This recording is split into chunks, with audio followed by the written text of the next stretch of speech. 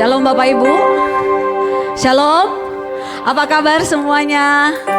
Haleluya. Saya percaya setiap kita punya kerinduan yang sama. Kita mau memuji dan menyembah Tuhan dengan sungguh-sungguh. Amin. Mari berikan yang terbaik untuk Tuhan lewat pujian kita, penyembahan kita bagi Tuhan. Mari bersama-sama katakan.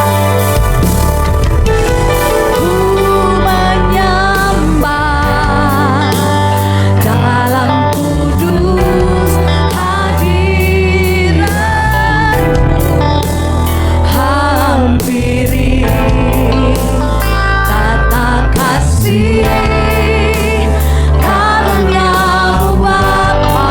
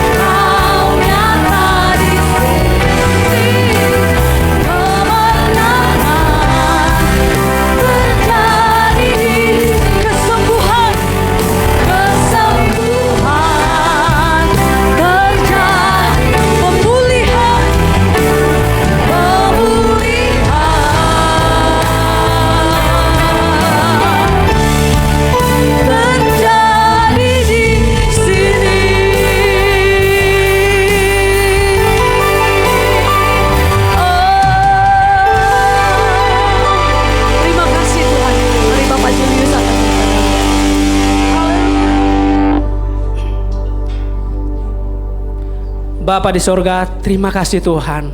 Kami percaya Tuhan, benar Engkau hadir di rumahmu ini Bapa di sorga. Karena Engkau sangat merindukan akannya persatuan ya Bapa di sorga. Karena di dalam persatuan ada kekuatan yang Tuhan berikan kepada setiap kami.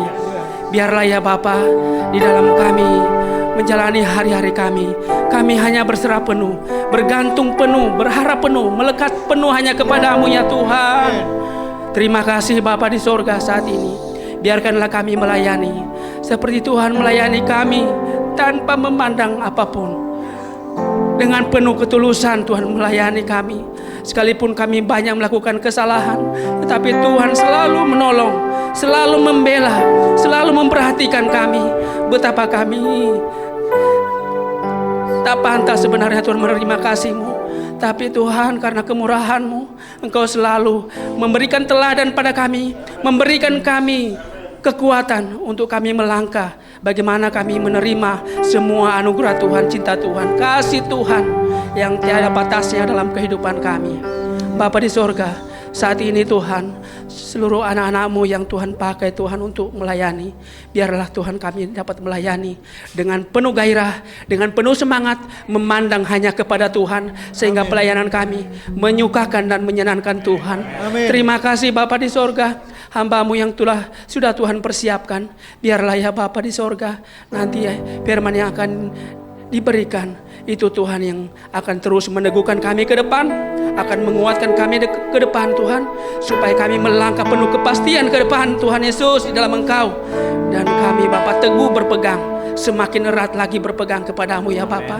Bapa di sorga, terima kasih Tuhan.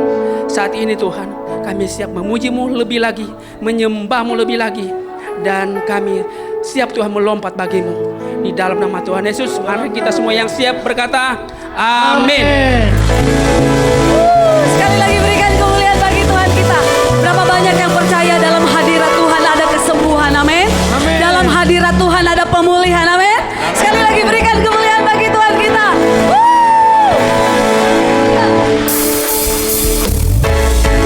Mari tepuk tangan sama-sama.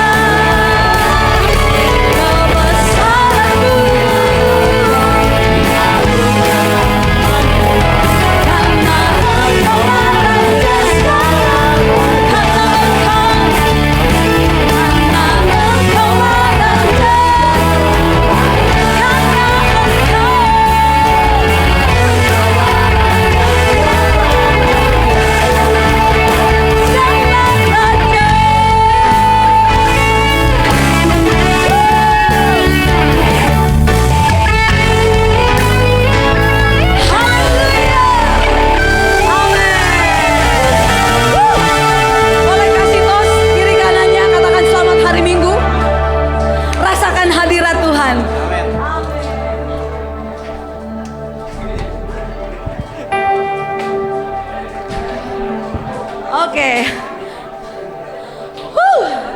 Musik.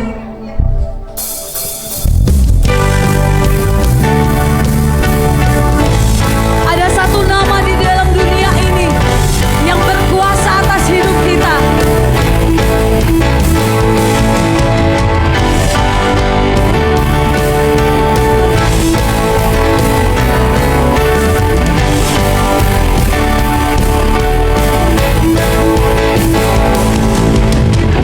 Tuhanku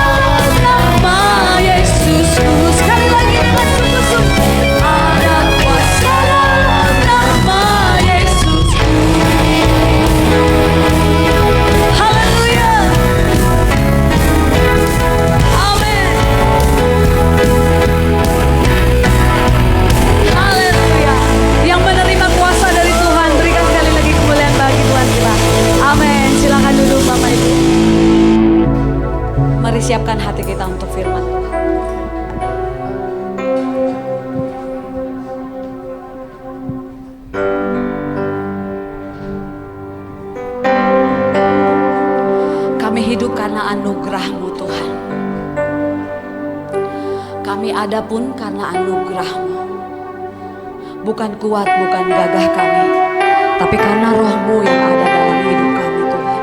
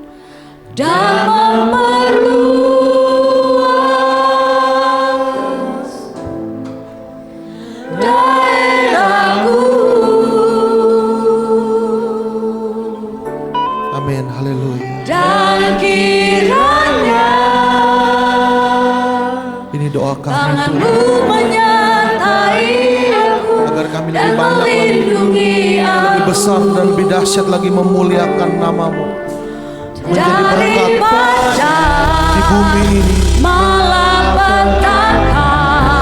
Terima kasih Tuhan Yesus. Sehingga kesakitan tidak menimpa aku. Kiranya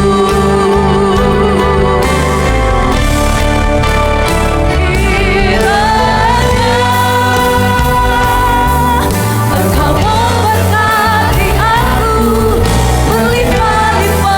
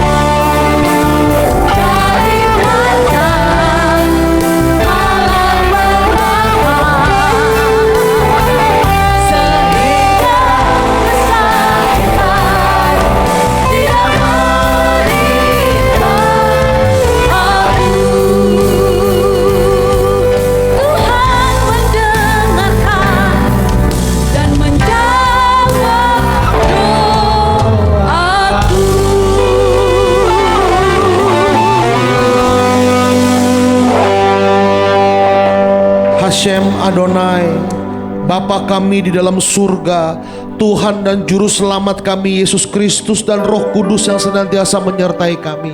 Hari ini hamba-Mu siap untuk menyampaikan kebenaran firman. Tuhan, pakai hamba melampaui segala batasan dan kekurangan hamba-Mu, bahkan melampaui segala yang sudah hamba-Mu dipersiapkan. Biarlah saluran dari surga kepada hikmat-Ku terus mengalir untuk menyampaikan hal-hal baru dan terjemahkan firman-Mu Tuhan sesuai dengan kebutuhan umat-Mu masing-masing pada hari ini. Kami bergantung kepada-Mu Roh Kudus, kepada kuasa dan hikmat-Mu untuk memberkati kami masing-masing, supaya berkat rohani dari surga itu disampaikan sepenuhnya dan seutuhnya kepada umat-Mu, tidak dikurangi, tidak terbuang baik karena keterbatasan hamba-Mu dalam menyampaikan maupun umat-Mu dalam mendengarkan. Terima kasih Bapa. Di dalam nama Tuhan Yesus Kristus kami berdoa. Amin. Silakan duduk. Shalom. Apa kabarnya? Dahsyat Bapak Ibu ya. Puji Tuhan. Haleluya. Saya hari ini mau share firman Tuhan, nanti PowerPoint-nya dipersiapkan. Judulnya The Birthright and the Depth of Worship. Hak kesulungan dan hubungannya sebenarnya dengan penyembahan saudara-saudara ya. Jadi saya belajar, Tuhan kasih hikmat, saya belajar dan saya menemukan betapa mahalnya nilai ibadah kita sebetulnya. Ya, ibadah yang kita lakukan ini nih, itu mahal sekali loh. Ya, itu mahal sekali. Nah, kita akan belajar, semoga PowerPoint-nya sudah siap. Ya, judulnya hak kesulungan dan kedalaman penyembahan. Ya, The Birthright and the Depth of Worship. Mari klik satu, kita buka Kejadian 25 ayat 29 sampai dengan 34. Demikian firman Tuhan. Pada suatu kali Yakub sedang memasak sesuatu, lalu datanglah Esau dengan lelah dari padang. Kata Esau kepada Yakub, berikanlah kiranya aku menghirup sedikit daripada yang merah-merah itu, karena aku lelah. Itulah sebabnya namanya disebutkan Edom. Tetapi kata Yakub, jualah dahulu kepadaku hak kesulunganmu. Sahut Esau, sebentar lagi aku akan mati, apakah gunanya bagiku hak kesulungan itu? Maka kata Yakub, bersumpahlah dahulu kepadaku.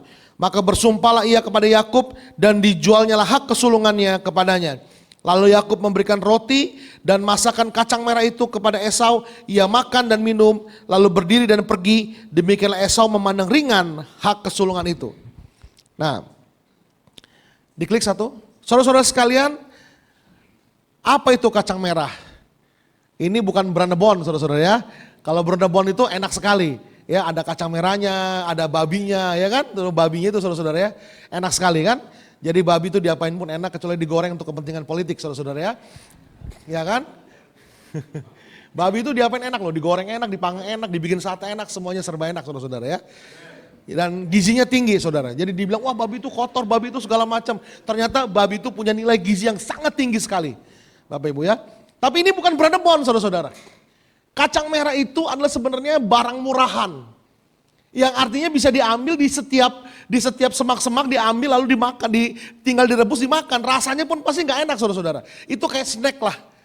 Orang iseng-iseng masak gitu aja gitu. Jadi bukan dia harus ke pasar dulu, ke Kemcik dulu di Pik 2. Bukan saudara-saudara. Ini bisa diambil dimanapun juga gitu. Jadi betapa murahannya Yakub menjual hak kesulungannya demi semangkuk kacang merah. Dan bukan berada mon pula saudara-saudara. Jadi pasti nggak enak rasanya. Betapa murahannya dia, betapa murahan hidupnya itu saudara-saudara.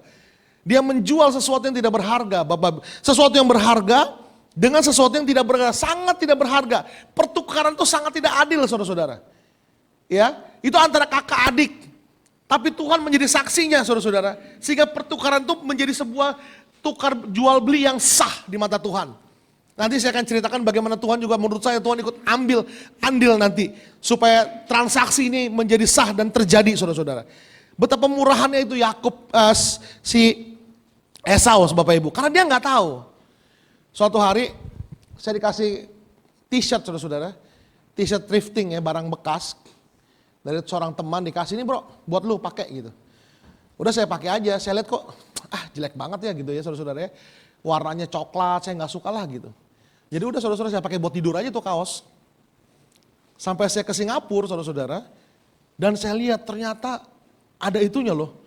Ada counternya, ada butik ya khusus merek kaos itu. Wih, saya kaget saudara-saudara. Ampun, selama ini saya sudah meremehkan kaos berharga ini buat tidur doang saudara-saudara. Ternyata di Singapura dia bukan barang obralan, dia punya butiknya sendiri. Saya nggak tahu, saya tidak menghargai karena saya tidak tahu saudara-saudara. Ya kan, betapa berbahayanya kita tidak tahu kalau kita tidak tahu. Betul kan? Iya, orang yang paling banyak ngomong itu kalau dia tidak tahu, kalau dia tidak tahu. Tapi so tahu, itu masalahnya kan? Iya kan? Itu saudara-saudara. Dia tidak tahu kalau dia tidak tahu. Yang lebih paling bagus itu kalau dia tahu bahwa dia tidak tahu. Dan dia mau belajar saudara-saudara. Tapi kalau orang yang ngotot, biasanya dia tidak tahu kalau dia tidak tahu. Dia nggak tahu lagi ngomongin apa, tapi sok tahu saudara-saudara. Nah ini Yakub nih. Nah apa itu hak kesulungan? Apa sebenarnya hak kesulungan saudara-saudara? Ya, sampai akhirnya Ibrani 2 ayat 16 sampai 17 ini sebuah kesimpulan yang sangat menyedihkan dari seorang yang bernama Esau saudara-saudara. Di Ibrani 2 ayat 16 sampai 17 di slide-nya ada Ibrani 2 ayat 16 sampai 17 dibilang gini. Janganlah ada orang yang menjadi cabul atau yang mempunyai nafsu yang rendah seperti Esau yang menjual hak kesulungannya untuk sepiring makanan. Nafsu yang rendah seperti Esau saudara. Nafsu yang rendah. Ya, sebab kamu tahu bahwa kemudian ketika ia hendak menerima berkat itu ia ditolak sebab ia tidak beroleh kesempatan untuk memperbaiki kesalahannya sekalipun ia mencari dengan mencucurkan air mata. Setelah Ishak memberkati Yakub itu Esau datang dan dia nangis sampai guling-guling Alkitab bilang tetap udah nggak ada berkatnya, sudah habis saudara-saudara berkatnya. Nafsu yang rendah, menjual hak kesulungan dengan semangkok, dengan sepiring makanan yang sangat tidak berharga sekali. Saudara-saudara sekalian, betapa seringkali kita menukar kekudusan hidup kita untuk hal-hal yang sebenarnya gak berharga. Untuk kenikmatan sesaat saudara-saudara. Ya untuk kenikmatan sesaat itu sangat gak berharga sekali. Biasanya kata-katanya gini di hati, sekali-sekali mah gak apa-apa. Ya kan, sekali-sekali mah gak apa-apa. Tuhan juga tahu ntar kita minta ampun, tinggal minta ampun. Sekali-sekali mah gak apa-apa. Ini sekali-sekali gak apa-apa, ini yang bahaya Bapak Ibu. Tahu gak, kita itu jatuh terselandung karena batu kecil yang kita remehkan, bukan karena batu besar. Kalau batu besar itu namanya nabrak. Iya kan? Itu kita bisa antisipasi sebetulnya. Tapi batu kecil yang kita tidak anggap, batu-batu kecil yang kita sangat tidak hargai, itu gak masuk ke radar kita, itu yang menjatuhkan kita sebetulnya. Buat kita jatuh terselandung saudara-saudara. Ada begitu banyak hal yang kita tidak hargai. Hal-hal kecil, sekali-sekali gak ke gereja gak apa-apalah, sekali-sekali gak pelayanan gak apa-apalah, sekali-sekali buat dosa gak apa-apalah, namanya icip-icip, iseng-iseng kan biar tahu kan, gitu kan saudara-saudara, sekali-sekali gak apa-apalah, sekali-sekali gak apa-apa, tahu gak? Iblis itu saudara-saudara, dia cuma butuh satu jari masuk dalam hidup kita, setelah satu jari masuk dia bisa masukkan semua jarinya, masukkan satu tangannya, masukkan tubuhnya, dan seluruhnya berdiam dalam diri kita. Setan itu masuknya diam-diam, beda dengan Roh Kudus saudara-saudara. Roh Kudus masuknya berisik karena kedagingan kita berontak, kita bermanifestasi, kita kepenuhan Roh Kudus, kita teriak-teriak berbahasa roh, menari sukacita. Tapi kalau setan masuknya diam-diam. Tapi keluarnya berisik saudara-saudara. Betul, keluarnya berisik. Susah setengah mati loh ngeluarin setan tuh, jangan main-main loh. Saudara-saudara, pelepasan tuh susah loh. Orang yang dilepaskan juga sakit, capek, kita yang ngelayanin juga capek. Dan pelepasan tuh gak cukup sekali, makanya jangan main-main. Sakit, udah kedukun gak apa-apa lah biar sembuh lah. Pelepasannya susah Bapak Ibu, beneran. Pelepasannya susah, apalagi kalau Anda sakit gitu, dilepasin kan kita juga takut terkenapa-napa lagi orangnya. Udah sekali-sekali gak apa-apa lah, iya kan? Nah sekali-sekali gak apa-apa ini tanpa sadar kita semakin dalam terjebak oleh cengkraman dari kuasa kegelapan. Hati-hati saudara-saudara, ya kan? Ya sekali-sekali lirik cewek gak apa-apa lah, kan cuma lirik doang Pak, ngelihat doang Pak, menikmati keindahan Tuhan Pak, gak ada maksud apa-apa Pak. Tunggu aja lo tahun depan juga. Iya kan? Saya baru sadar ya saudara-saudara ya, belakangan ini saya baru sadar. Saya gak punya teman perempuan loh saudara-saudara. Gak punya teman perempuan. Karena saya benar-benar jaga diri saya sedemikian rupa tuh. Bukan GR juga bukan, teman perempuan saya adalah jemaat saya. Which is kalau saya ketemu sama mereka, literally, kayak anak jaksel ya. Padahal saya anak jaktim loh ya. Which is literally saya ketemu sama suami-suaminya, sama anak-anaknya kalau lagi komsel, lagi apa. Kayak ntar malam kita janji kumpul nih saudara-saudara. Saya benar-benar ngejaga, saya pernah ikut nge-gym. Saya nge-gym tuh karena ditipu saudara-saudara. Ada satu perempuan bilang ini sama saya, udah bayar aja kartu kredit. Aku mau nge-gym gitu saudara-saudara. Dia pakai cuma 4-5 kali. Saya cicilin tiap bulan saudara-saudara. Istri saya tuh, akhirnya saya nge-gym sendirian, dia mah enggak. Kan gitu ya, mumpung lagi murah nih, cicilan nih, 0% gitu. Di tempat gym saya gak pernah tuh tatapan mata dengan perempuan, gak pernah, gak mau saya. Bukannya sombong saudara-saudara, tapi saya harus benar-benar jaga diri saya sedemikian rupa untuk gak mau mulai-mulai bara api saudara-saudara. Bukan GR juga, gak semua orang perempuan, Bapak GR Pak, emang semua perempuan kayak apa nakal Pak, enggak juga, enggak. Saya takut saya yang nakal saudara-saudara. Jadi kita benar-benar jaga diri. Jangan sekali-sekali. Ya. Memang saya anggota stand up comedy Bapak Ibu ya. Saya pikir kalau saya nggak jadi pendeta lagi saya mau gabung stand up comedy nih. Karena kayaknya gabung stand up comedy kok penghasilannya lebih besar daripada penghasilan pendeta.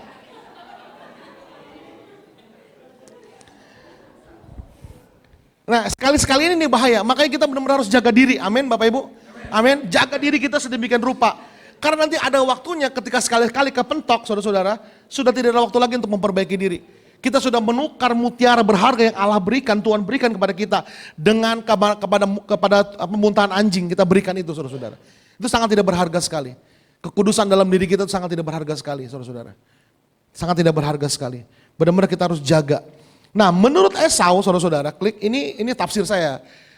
Kembali ke PowerPoint, menurut Esau, arti hak kesulungan menurut Esau, after di slide, satu slide lagi. Bagi Esau ada pertama ego, bukan sebelum ini. Pertama itu ego saudara-saudara. Esau pengen menjadi yang pertama, anak pertama kan, iya kan, paling terhormat, paling terpandang, paling kaya. Menurut Esau hak kesulungan itu harta warisan kekayaan. Warisan kekayaan itu menurut Esau saudara-saudara. Iya kan, warisan kekayaan dari ayahnya. Nah, kesimpulan saya nanti saya akan buktikan bahwa tafsir saya ini benar, Bapak Ibu. Ya. Nah, selama saya belajar Alkitab, saya kemarin merenungkan satu ayat tentang tiga berkat jadi khotbah, 3 blessings, saudara-saudara. Ya, berkat Tuhan itu apa? Tahu nggak? Tuhan memberkati kita dan melindungi kita. Tuhan menyinari kita dengan wajahnya dan memberi kita kasih karunia. Tuhan menghadapkan wajahnya kepada kita dan memberi kita damai sejahtera. Saya pelajari tentang berkat dan nomor 1 bukan uang. Uang ada di dalamnya saudara-saudara. Tapi berkat Tuhan gak melulu mengenai uang. Jadi makanya nomor 1 orang mata duitan gak bisa sungguh-sungguh ikut Tuhan. Termasuk orang yang pelit, yang kikir. Sebegitu kikir sampai dosanya medakinya diminta pun dia gak kasih. Itu gak bisa menyembah Tuhan. Percayalah, karena bagian dari penyembahan adalah persembahan. Ngerti ya saudara-saudara ya. Dan saya belajar berkat Tuhan itu uang ada di dalamnya, kemakmuran, kekayaan ada di dalamnya. Tapi bukan itu berkat Tuhan. Ya, ini trailer dulu biar nanti diundang lagi gitu ya. Ini trailer dulu aja. So, jadi hak kesulungan saudara-saudara itu menurut Esau adalah warisan kekayaan. Padahal bukan itu Bapak Ibu. Ada lagi yang lebih penting daripada itu. Yang hari ini kita akan pelajari dan rupanya hak kesulungan itu menjadi bagian hidup kita juga. Oke, diklik ayat yang tadi. Demikian firman Tuhan.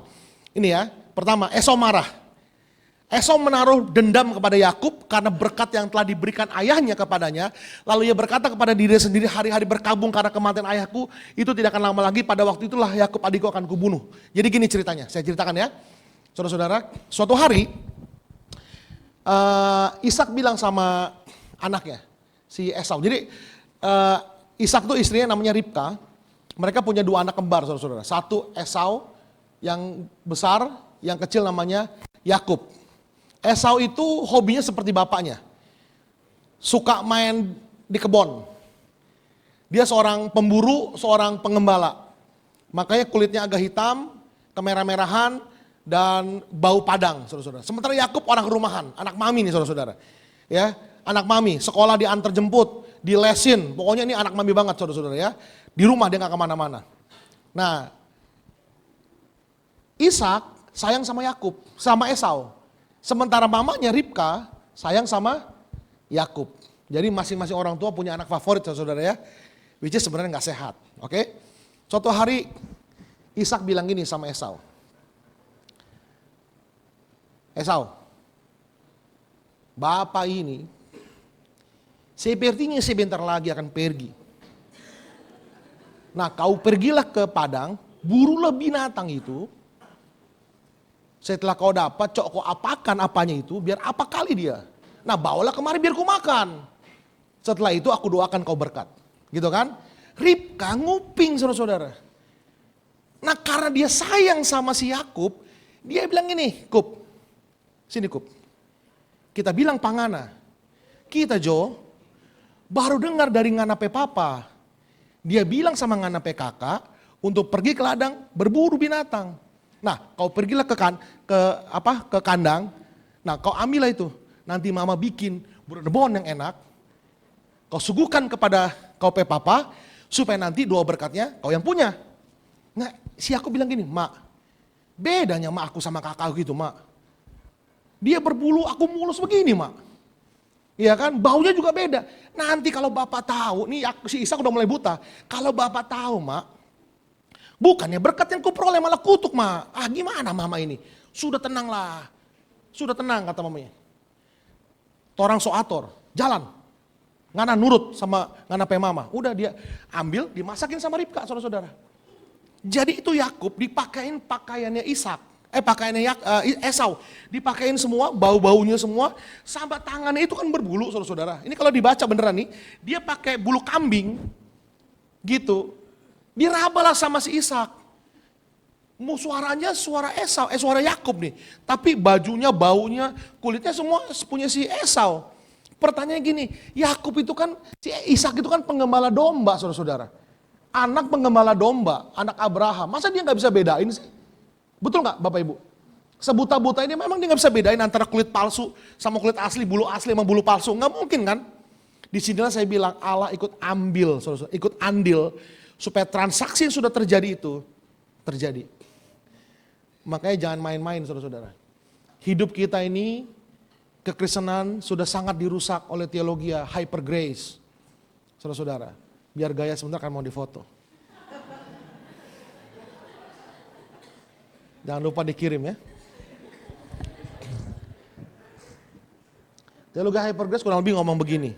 Tuhan itu sudah mengampuni dosa yang sudah kita lakukan, sedang kita lakukan, dan yang akan kita lakukan. Nah dosa yang sudah kita lakukan memang Tuhan sudah ampuni. Tapi yang sedang kita lakukan, bagaimana mungkin Tuhan mengampuni dosa yang sedang kita lakukan yang kita belum bertobat.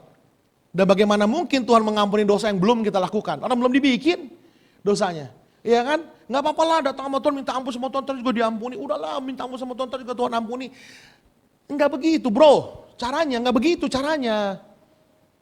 Ada waktunya nanti Tuhan ambil kasih karunia dalam hidup kita ini.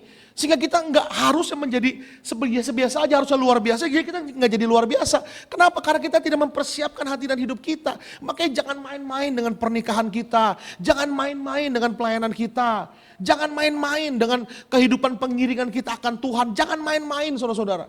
Berharga pernikahan yang Tuhan kasih itu sama kita. Berharga anak-anak dan orang tua yang Tuhan berikan kepada kita. Berharga kesempatan pendidikan yang Tuhan kasih sama kita itu berharga sekali. Jangan disia-siakan. Pelayanan itu barang mahal dan berharga sekali. Jangan disia-siakan. Biasanya nih orang kalau lagi ngambek, dia bilang, udah gue cuti pelayanan dulu lah. Itu cuti pelayanan itu berbahaya itu. Lama-lama ngilang. Kalau pindah gereja sih nggak apa-apa. Masalahnya dia pindah gereja, dia bikin kacau juga di sana. Yang udah-udah kan begitu. Di sini emang nggak ada, ini mah di negara Konoha plus 26. Saya nggak ngomongin Anda ya, ini mah negara Konoha plus 26. Iya, betapa berharganya itu bisa melayani Tuhan, itu berharga sekali loh saudara-saudara. Kalaupun kita jatuh dalam dosa, tetap ada dalam hadirat Tuhan, jangan pergi dalam hadirat Tuhan. Kalaupun kita kecewa dan marah, tetap tinggal dalam hadirat Tuhan, jangan kabur dari hadirat Tuhan. Udah diam aja sama Tuhan ini, pelayanan, duduk diam, kalau pelayanan nggak apa-apa, duduk diam di hadirat Tuhan, doa sama Tuhan, udah di situ aja, nggak usah kemana-mana. Sampai nanti waktunya Tuhan pulihkan kita, ada waktunya Tuhan pulihkan kok. Enggak selama-lamanya orang benar tuh dibiarkan tergeletak kok, ada waktunya Tuhan angkat kita kembali kok. Masalahnya ketika Tuhan mau angkat, kitanya nggak ada. Iya kan? Kan salah satu berkat Tuhan kan, Tuhan menghadapkan wajahnya kepadamu dan memberi engkau kasih karunia kan, damai sejahtera, ya kan, menyinari engkau dengan wajahnya, menghadapkan wajahnya gitu kan. Nah masalahnya waktu Tuhan menghadapkan wajahnya kepada kita, kitanya buang muka. Sampai bimoli, bibir monyong 5 cm kan biasanya begitu kan. Gitu. Udah bagus Tuhan mau ngelihat lu, udah bagus. Lu belagu lagi, udah jangan belagu. Karena kita lebih butuh Tuhan daripada Tuhan butuh kita loh. Amin Bapak Ibu. Nah, jadi Esau setelah itu, Esau marah kan. Dia sampai guling-guling sama bapaknya, Pak ada gak sih berkat lain? Ada gak? Gak ada. Udah habis berkatnya. Padahal tau gak saudara-saudara, kalimatnya mah sama. Nanti kita akan baca kalimat berkatnya. Kalimat berkat itu kalau kita rekam, kalau kita taruh di Spotify, kita putar tiap hari juga bisa. Tapi kenapa Yakub bilang gak ada lagi berkatnya? Padahal tinggal ngulang doang kan. Nah ini dia, muatan rohaninya gak ada lagi. Ngerti gak saudara-saudara? Muatan rohaninya udah gak ada lagi, percuma. Orang pelayanan buat dosa, khotbahnya masih bagus, khotbahnya masih lucu saudara-saudara. Tapi urapannya udah gak ada lagi. Udah gak ada lagi, cuma sekedar lucu dan bagus doang khotbahnya. Beberapa orang khotbah, dia gak jatuh dalam dosa. Tetapi dia gak kenal Tuhan. Khotbahnya dia pengetahuan doang, bagus buat ngisi ini, gak ngisi ini. Orang yang peka bisa tahu loh saudara-saudara. Makanya berhati-hatilah dalam kita hidup ya saudara-saudara ya. Nah kemudian ini ingat ya, Esau membunuh Yakub ya, perhatikan. Ini strategi Yakub. Yakub lari sama mamanya bilang gini, nak pergi pulang ke Tomohon. Bukan saudara-saudara, bukan ke Tomohon ya. Pergi pulang ke rumah kakakku sana. Ya, ke rumah kakakku sana. Kabur karena abang lu lagi marah nih, mau bunuh kamu nih. Nah Esau lari, Yakub lari, ketemu sama Laban. Ketemu sama Laban, dia pertama ngelihat Rahel saudara-saudara. Waduh, begitu dia Rahel, dia langsung jatuh cinta. Sambil dia nyanyi, ngambil kecapi dan dia nyanyi. Lirikan matamu menarik hati. Jatuh cinta dia sama Rahel saudara-saudara. Dia bilang sama Laban, Om, tulang. Aku kerja sama tulang lah 7 tahun lah. Upahnya nanti dapat Rahel ya. Wah dia kerja 7 tahun saudara-saudara. Tapi karena cinta 7 tahun seperti semalam. Itu orang jatuh cinta tuh begitu. Kalau cinta sudah melekat, tai kucing rasa coklat. Buat saya sih enggak, tetap aja sama. Iya kan? Orang itu saudara-saudara bertambah bodoh. Rasionya enggak bekerja. Pertama kalau dia lagi jatuh cinta, lagi marah, sama lagi sedih. Makanya orang jatuh cinta bisa melakukan perkara-perkara ajaib. Bahkan dia bisa meninggalkan Tuhan, meninggalkan orang tuanya karena cinta. Status kebangsawanannya bisa ditinggalkan karena cinta. Orang lagi marah. Kalau lagi marah dia bisa baku pukul, bisa bunuh karena marah. Saudara-saudara. Atau lagi sedih, bisa bunuh diri saudara-saudara. Orang lagi sedih itu bahaya loh. Orang lagi sedih itu bengong sendiri, ngomong sendiri, ketawa sendiri. Itu udah bahaya tuh. Jadi tempatkanlah cinta itu di mana? Keputusan. Cinta itu keputusan. Ambil keputusan untuk mencintai, selesai saudara-saudara. Nah kemudian malam pertama kan, malam pengantin kan. Malam pengantin. Begitu pagi dia buka, loh ini bukan Rahel nih. Ini cicinya si Lea nih. Pertanyaannya semalam-malaman, lu ngapain aja, masa lu gak bisa lihat sih?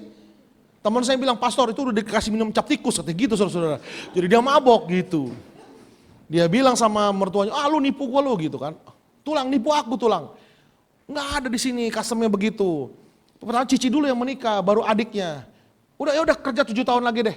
Tapi sekarang di DP dulu, dikasih Rahelnya, dia kerja 7 tahun. Setelah kerja berapa tahun saudara-saudara, Tuhan datang sama Yakub, pulang ke negeri yang akan kuberikan kepadamu itu, saudara-saudara. Dan dia pulang. Nah, waktu dia mau pulang, yang paling menggelisahkan hati Yakub adalah dia mau ketemu sama kakaknya Esau. Yang sudah berikhtiar, dia mau bunuh dia.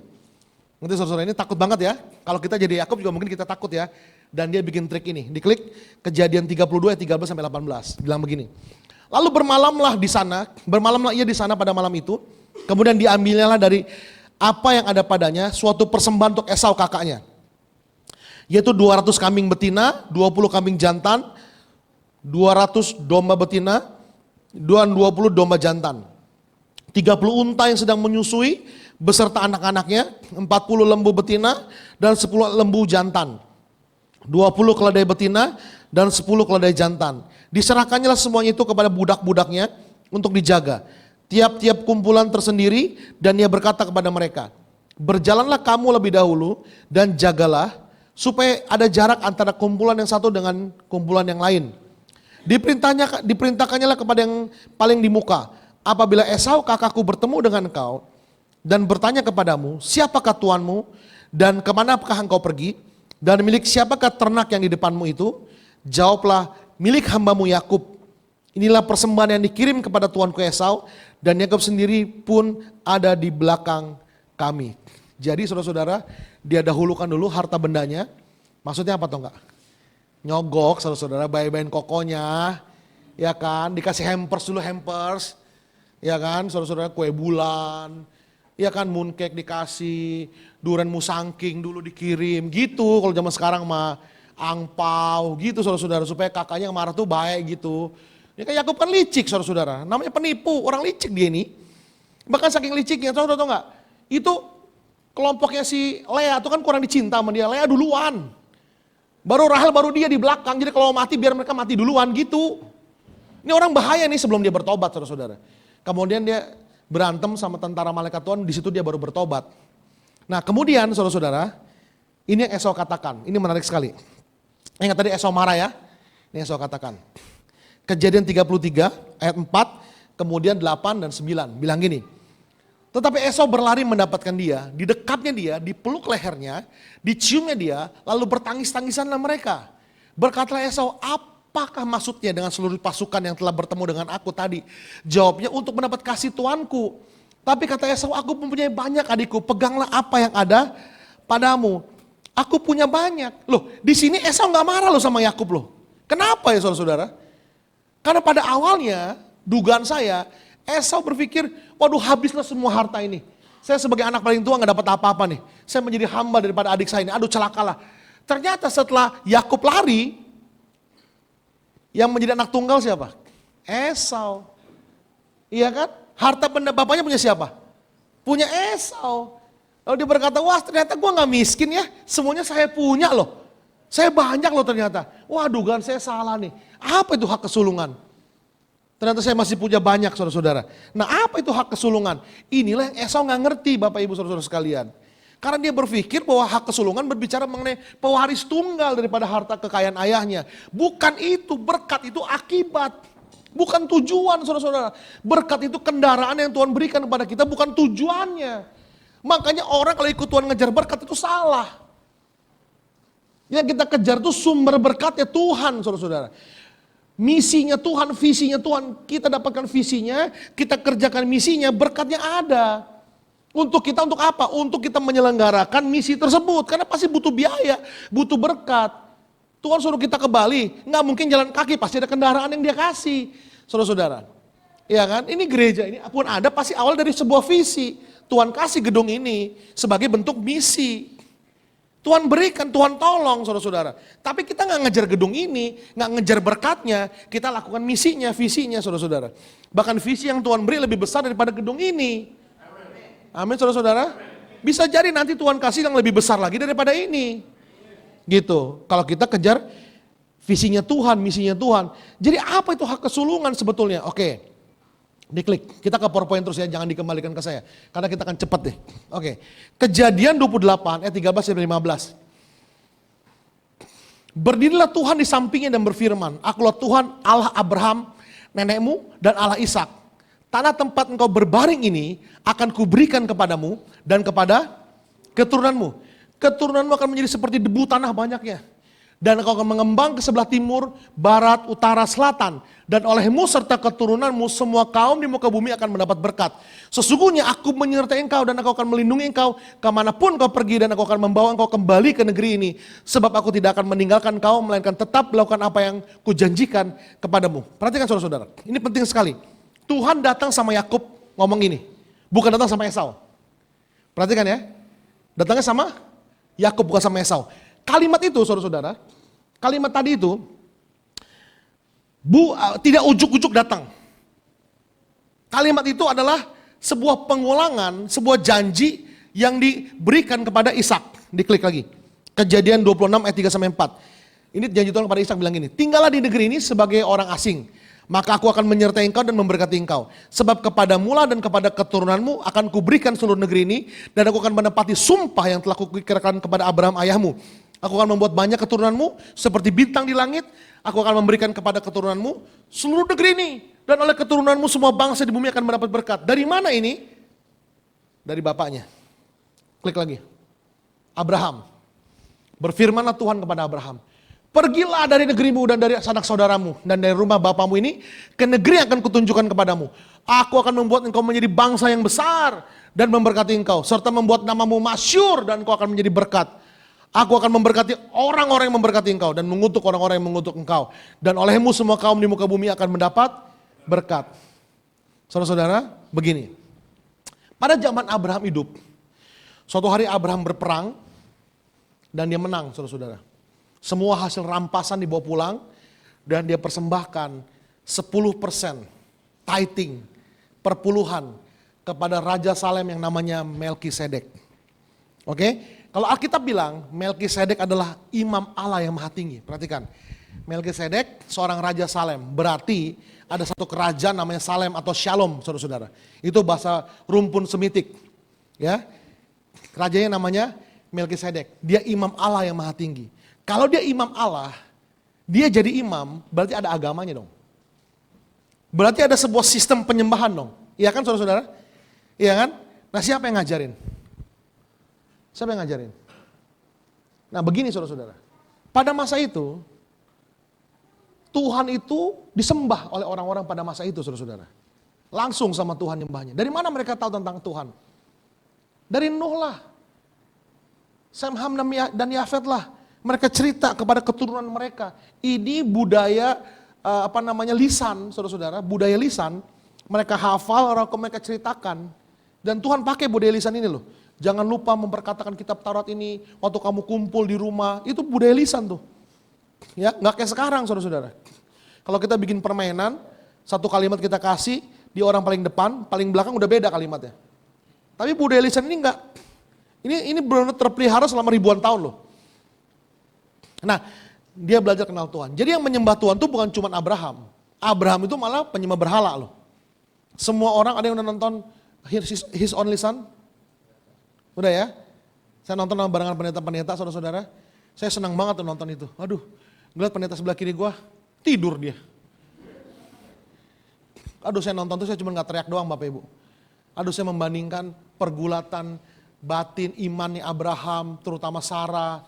Aduh, saya bilang, gue mah belum ada apa-apanya dibanding mereka dah. Pergulatan iman mereka luar biasa. Tapi kemudian, saudara tahu nggak? Dari segitu banyak orang, suku bangsa yang nyembah Tuhan, kemungkinan Melkisedek bukanlah satu-satunya orang yang nyembah Tuhan. Tapi mungkin di Kanaan tuh dia menyembah Tuhan. Imam Allah yang maha tinggi. Tapi kemudian saudara-saudara, Tuhan menampakkan diri dan membuat covenant perjanjian bukan dengan Melkisedek. Dengan siapa? Abraham. Dari sekian banyak orang manusia di bumi ini, Tuhan memilih satu orang namanya Abraham, bangsa pilihan. Dan diberikan itu, berkat itu kepada Abraham. Perjanjian itu, covenant itu diberikan kepada Tuhan, oleh Tuhan kepada Abraham. Saudara-saudara. Lihat ya, Tuhan menampakkan diri kepada Abraham, tidak kepada semua orang. Hanya kepada Abraham. Dan Tuhan buat covenant. Diklik, ini covenantnya. Pertama, penerima waris janji Tuhan yang melaluinya janji-janji Tuhan akan digenapi. Kita tahu berikutnya, sejarah manusia, keselamatan manusia diceritakan dari sudut garis keturunan Yakub atau Israel, bukan Esau. Esau gak paham nih. Dia punya harta, dia puas dengan hartanya, tapi selesai hidupnya. Selesai hidupnya. Iya saudara-saudara, menyenangkan punya uang. Ada orang bilang gini, uang gak bisa beli kebahagiaan. Pengen saya bilang, transfer duit lu sama gua akan tunjukin sama lu bagaimana uang bisa bikin bahagia. Memang uang gak bisa beli kebahagiaan, betul. Tapi uang bisa membeli hal-hal yang olehnya kita bahagia. Bu, ibu lagi keselnya sama suami, dia pulang, beliin tas Hermes bu. Kalau orang miskin ngomongnya Hermes, itu tas Mangga 2 ya. Kalau asli namanya Hermes. Dari Prancis saudara-saudara. Asli. Happy gak bu? Ibu ditimpuk sama suami. 10 batang emas logam mulia. Satunya 100 gram ada 10. Happy gak bu? Nggak mungkin dikasih 1 kilo emas logam mulia buat kamu. Ibu datang ke Pak Joko lalu nangis-nangis, Pak tolong doakan saya Pak. Salah saya apa Pak? Kenapa Bu? Suami ibu selingkuh? Enggak Pak, saya dikasih emas sama suami saya 100 gram. Apa 1 kilo Pak? Ada 10 Pak, 10 lempeng, satunya 100 gram Pak. Ditimpuk sama Pak Joko. Seumur umur gak pernah saya ada orang datang, jadi pendeta datang, Pak doakan saya Pak. Kenapa? Aduh Pak, saya ada masalah di pekerjaan. Bapak dipecat? Enggak Pak, bos saya bilang, pekerjaan saya bagus, saya dikasih bonus 400 juta. Salah saya apa Pak? Gua gaplok loh. Lu ngeledek gua nih. Iya kan? Uang memang gak bisa beli kebahagiaan. Betul, punya uang tuh menyenangkan, tapi amin saudara-saudara. Makanya orang miskin jangan bilang uang gak bisa kebahagiaan. Ngomong bos sama diri sendiri aja, itu menghibur diri soalnya. Kalau orang kaya dia bilang uang tidak bisa beli kebahagiaan, dia punya uang saudara-saudara. Makanya Bill Gates, dia sekarang lebih sibuk di yayasannya dia. Karena dia menemukan bahagia waktu dia bisa nolongin orang saudara-saudara. Ya kan, tapi dia punya uang dulu. Menyenangkan punya uang. Tapi yang membuat kita abadi, itu bukan uangnya saudara-saudara. Itu yang Yakub salah, Esau salah maaf, itu yang Esau salah. Tuhan menampakkan diri kepada Abraham dan mengikat sumpah janji kepada dia. Yang kedua, apa tuh janji Tuhan? Menjadi bangsa yang besar saudara-saudara. Ini dia nih serantau seruntul di padang gurun, kemudian jadi satu bangsa yang besar saudara-saudara. Itu janji Tuhan. Yang kedua, memberkati. Namanya jadi masyur, jadi berkat. Kita nggak mungkin jadi berkat kalau kita jadi berkati. Kemudian memberkati orang memberkati, mengutuk orang yang mengutuk. Olehmu semua kaum di muka bumi akan mendapat berkat. Saudara-saudara, kita semua di Indonesia rata-rata anti Israel, tapi kita pakai teknologi Israel saudara-saudara. Handphone, wifi, obat-obatan, semua pakai teknologi Israel. Kita anti sama dia saudara-saudara. Ya kan? Semua orang di dunia ini diberkati. Tetapi hanya ada satu Yahudi di seluruh dunia ini, sepanjang sejarah cuma ada satu Yahudi yang memberkati seluruh bumi. Namanya Yesus Kristus. Amin saudara-saudara. Ini yang si Esau gak ngerti. Semua bangsa diberkati itu perwujudannya Yesus saudara-saudara. Itu janji mesianik sebetulnya. Dari garis keturunanmu akan lahir juru selamat. Oke, klik. Ini dia saudara-saudara, kesimpulan di sini nih. Allah yang maha besar itu, nih perhatikan nih. Allah yang maha besar itu, dia menginisiasi untuk membangun relasi dengan manusia. Ini hak kesulungan. Tuhan yang, mereka dengar ceritanya, Tuhan yang marah, mengusir Adam dan Hawa. Emang itu yang nulis itu kan katanya Musa tuh. 5 kitab Pentatukh itu kan Musa yang nulis. Dari mana Musa tahu bagaimana Tuhan menciptakan itu?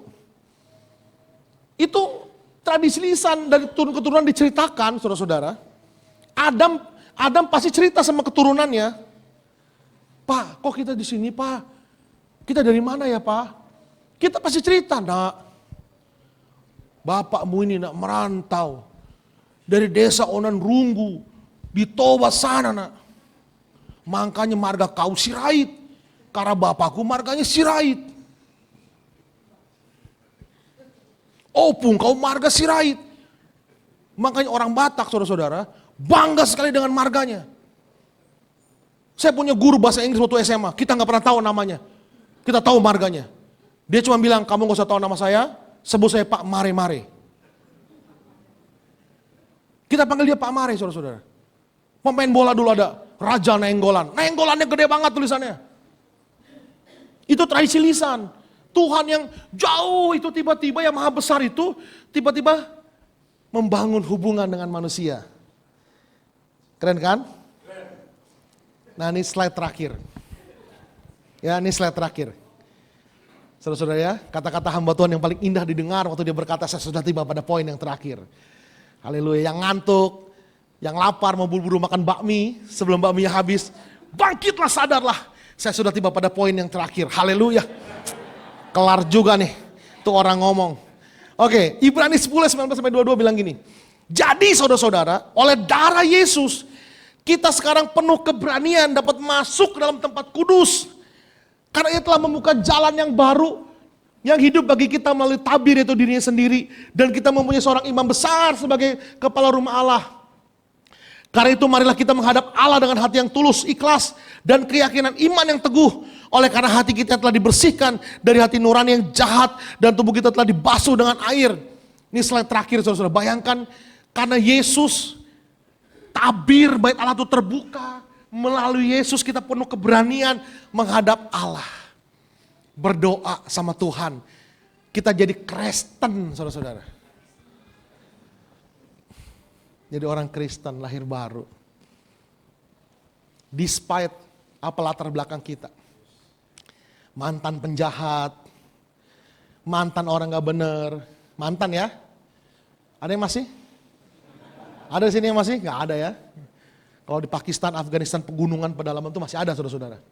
Sini nggak ada, semua, mantan pendosa. Lagian gini loh, kalau kita masuk ke satu ruangan, isinya semua orang benar, nggak ada yang pernah buat dosa. Itu jangan-jangan bukan gereja tuh. Iya, tapi kalau Anda masuk ke satu ruangan, isinya mantan pendosa, dan orang-orang yang masih buat dosa tapi mengerang mohon belas kasihan Tuhan, nah itu gereja. Amin.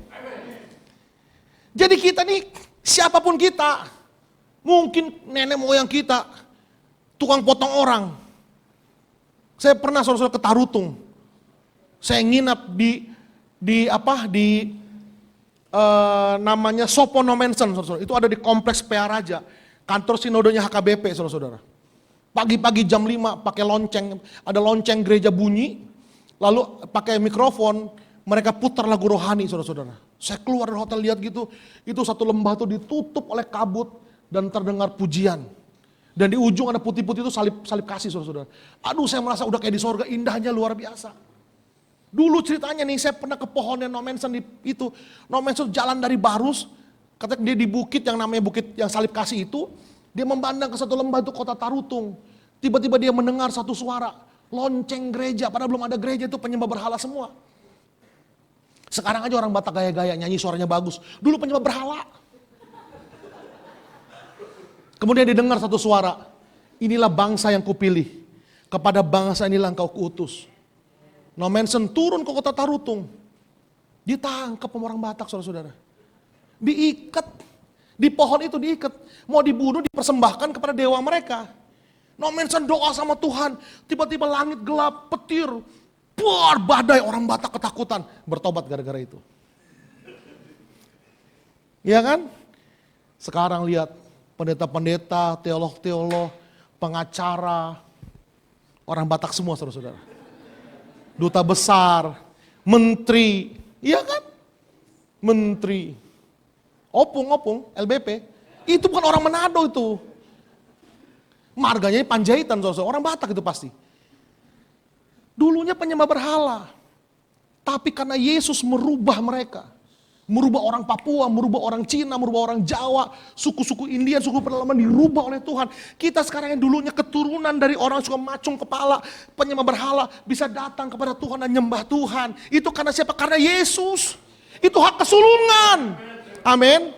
Makanya ibadah kita ini ibadah yang mahal. Kamu dibeli bukan dengan barang yang murah, dengan barang yang mahal, oleh darah yang mahal kita dibeli, ditebus oleh Tuhan Yesus. Saudara-saudara, kita bisa merasakan hadirat Tuhan, masuk hadirat Tuhan, menyembah, angkat tangan. Itu semua karena korban Kristus di kayu salib. Itulah janji waris yang Allah berikan melalui Abraham. Amin, saudara-saudara. Ibadah kita ini ibadah yang mahal. Pelayanan itu pelayanan yang mahal. Bisa duduk di gereja nggak ngapa-ngapain, cuma menyembah Tuhan. Itu barang yang mahal. Kita bisa berdoa sama Tuhan, kita tahu Tuhan dengar doa-doa kita. Itu barang yang mahal. Kita baca Alkitab, Tuhan kasih firman, Dia kasih hikmat, Roh Kudus kasih hikmat. Itu barang yang mahal. Makanya jangan suka meremehkan ibadah. Jangan suka meremehkan doa. Jangan suka meremehkan baca Alkitab. Itu barang yang mahal. Amin Bapak Ibu sekalian. Itulah hak kesulungan yang Allah berikan. Esau lupa ini. Tapi kita tidak boleh lupa. Kita tidak boleh. Jangan pernah sia-siakan anugerah yang Allah berikan kepada kita. Jangan tukar. Denganlah seorang laki-laki kita jual iman kita. Dengar baik-baik ya. Mendingan lu jadi perjaka tua, bujang lapuk, perawan tua. Daripada lu dapat jodoh tapi lu tukar. Tukar imanmu. Hanya karena supaya naik jabatan atau naik gaji. Haram. Haram. Amin Bapak Ibu. Amin buat firman Tuhan. Biar apa yang saya sampaikan boleh menjadi berkat buat setiap kita. Berbahagialah mereka yang mendengarkan firman Tuhan, merenungkan dan melakukannya. Puji Tuhan. Saya harus permisi karena saya ada salah jadwal. Saya harus ke Kerawang, saudara-saudara. Doakan supaya saya bisa secepat Superman, secepat Flash sampai di Kerawang. Tuhan Yesus memberkati. Amin buat firman Tuhan.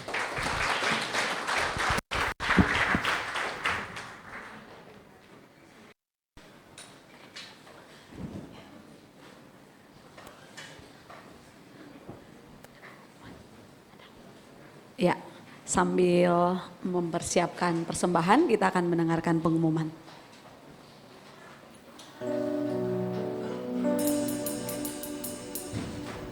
Shalom Bapak Ibu Saudara.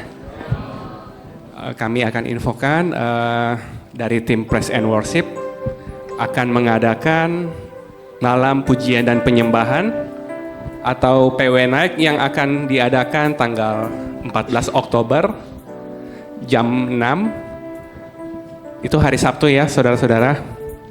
Jadi ibadah doa akan digabung dengan malam pujian dan penyembahan.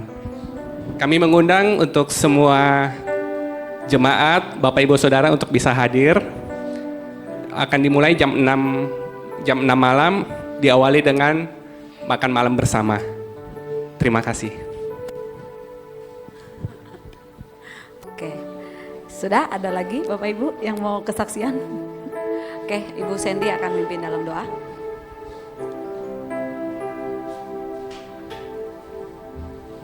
Mari kita berdoa. Bapa yang baik, terima kasih untuk berkat firman-Mu Tuhan yang menguatkan setiap kami. Sebentar kami akan memberikan untuk pekerjaan pelayan-Mu di tempat ini. Biarlah Engkau memberkati setiap tangan-tangan yang memberi, dan biarlah kami dapat memberi dengan sukacita. Kami siap memberi Tuhan, dalam nama Tuhan Yesus kami berdoa, haleluya, amin. Amin. Selamat memberi, Tuhan Yesus memberkati.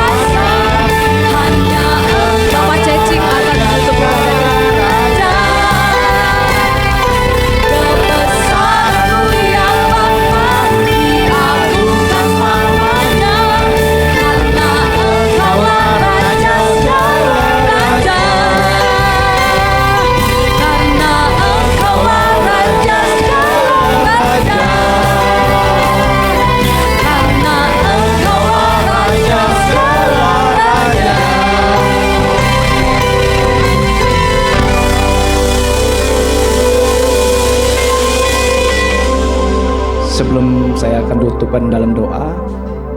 Hari ini ada saudara kita yang baru hadir. Kita sambut Ibu Duyanti dengan anaknya Blesindo. Selamat datang Ibu, selamat berbakti, dan kami tunggu juga untuk ibadah berikutnya di minggu-minggu tidak. Baik, kita akan akhiri pada siang hari ini, kita akan berdoa. Bapa, kembali kami datang kepada hadirat-Mu yang kudus Tuhan. Kami bersyukur Tuhan untuk kebaikan-Mu sampai sepekan ini. Tuhan, kami juga berdoa untuk hamba-Mu Pak Leo yang telah memberitakan firman-Mu pagi hari ini Tuhan. Kau berkati Pak Leo Tuhan di dalam perjalanannya untuk pelayanannya yang akan dilakukan di Kerawang Tuhan. Berkati kendaraannya Tuhan, cuaca semuanya Tuhan, dan berkati juga istri, anak-anaknya Tuhan, bahkan setiap pelayanannya Tuhan, sehingga hamba-Mu Tuhan boleh menjadi berkat dimanapun Tuhan percayakan dia berada Tuhan. Terima kasih ya Bapa. Pagi hari ini juga Kau berkat. Terima kasih untuk berkat firman-Mu Tuhan, yang memberikan kami kekuatan, yang memberi kami kemampuan untuk apapun yang Tuhan percayakan di dalam setiap kehidupan kami. Bahkan teguran-Mu pagi hari ini Tuhan, penyertaan-Mu Tuhan, pernyataan-Mu Tuhan, boleh menjadi kami lebih lagi Tuhan, untuk mengenal Engkau, mengasihi Engkau Tuhan, dan melayani Engkau lebih sungguh-sungguh lagi ya Bapa. Karena semua adalah kebaikan-Mu di dalam setiap kami pribadi lepas pribadi Tuhan. Terima kasih Tuhan, Kau berkati juga Tuhan jemaat-Mu pagi hari ini Tuhan, dengan berkat rohani yang telah Kau curahkan pagi hari ini Tuhan. Dan kami juga merindukan Tuhan berkat jasmani yang Tuhan curahkan di dalam setiap anak-anak-Mu pagi hari ini Tuhan. Berkati setiap keluarga-keluarga Tuhan, pasangan suami istri Tuhan, anak-anak mereka Tuhan, keluarga besar mereka semua Tuhan. Kami percaya di dalam pelindungan-Mu, penyertaan-Mu Tuhan. Kami percaya itu semua Tuhan terbukti pagi hari ini Tuhan. Kami masih ada Tuhan karena kebaikan-Mu Tuhan. Terima kasih Tuhan. Kami serahkan semuanya Tuhan jemaat-Mu, bahkan saudara kami yang baru hadir juga pagi hari ini Tuhan. Untuk Ibu Duyanti Tuhan, anaknya Blesindo Tuhan, Kau berkati juga Tuhan.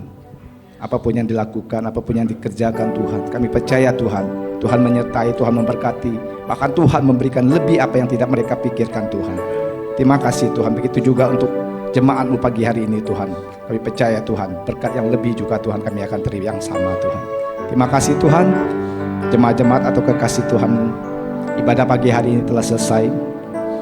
Terimalah berkat, damai sejahtera, dan sukacita dari Allah Bapa, cinta kasih dari Tuhan Yesus, serta persekutuan yang manis dari Roh Kudus. Kita terima berkat ini saat ini sampai selama-lamanya, dan kita ucap sama-sama katakan amin.